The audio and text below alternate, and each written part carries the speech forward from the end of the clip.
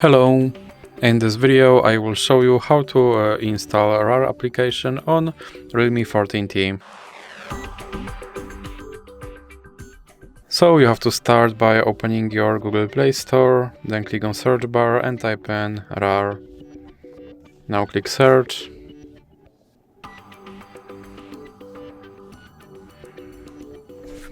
And now select this application and click install.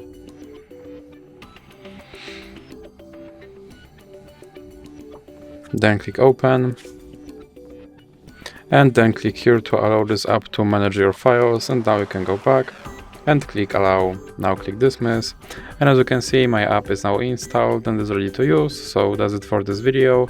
If you liked it, please remember to leave a like and subscribe.